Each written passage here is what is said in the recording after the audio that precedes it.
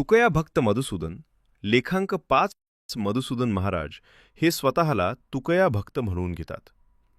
त्यांच्या देहातील अणुरेणूही आज तुकाराममय झाला आहे. म्हणूनच ते रात्रंदिन युद्धाचा प्रसंग झेलत आहेत. आणि याचा समग्र प्रेरणास्रोत आहे जगद्गुरू तुका. जगद्गुरू संत तुकोबाराय हे मानवी जीवन कल्याणाचे जनक होते.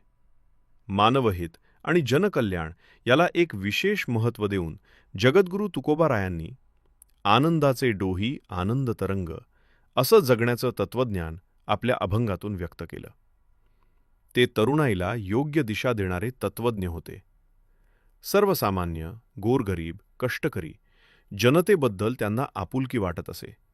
ते एका अभंगात असे म्हणतात, जे का रंजले गांजले त्यासी म्हणे जो आपुले, तोची साधू ओळखावा देव तेथेची जाणावा.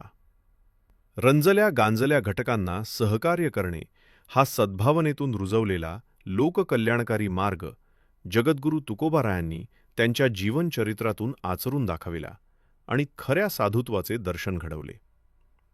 सर्वाभूती आपलेपणाची भावना अंतरात ठेवून ईश्वर भक्ती तत्वाचे महत्त्व त्यांनी पटवून दिले. वर्ण अभिमाने कोण झाला पावन, ऐसे द्या सांगून माझ्या पाशी, अशी गर्जना करून जाती व्यवस्था व वर्णव्यवस्था यावर त्यांनी घणाघाती प्रहार केला आणि सर्वाउदय क्रांतीचा मार्ग पत्करून विद्रोहाने जगातली सर्वात मोठी बंडखोरी केली. त्यांचं हे बंड जाती व वर्णव्यवस्थेला छेद देणारे होते. आम्हा सापडले वर्म, करू भागवत धर्म.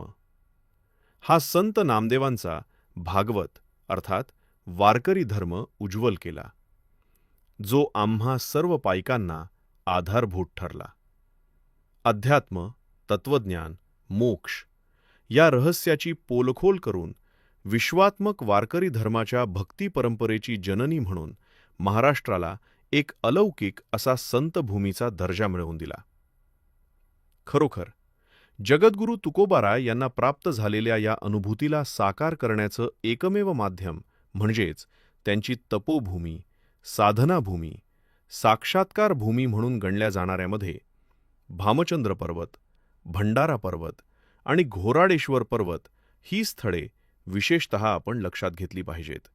जगद्गुरू संत तुकोबाराय त्यांच्या अभंगातून लिहितात, 15 दिवसा माझी साक्षात्कार झाला, विठोबा भेटला निराकार. भामगिरी पाठारी वस्ती केली जाण, वृत्ती स्थिरावली परब्रह्मी. देहू आळंदी पंचक्रोशीमध्ये असणारे भामचंद्र, भंडारा आणि घोराडेश्वर डोंगर हे संतभूमी म्हणून संत तुकोबारायांच्या साक्षात्कारातून महाराष्ट्राला लाभली, हेच या भूमीचे वरदान आहे.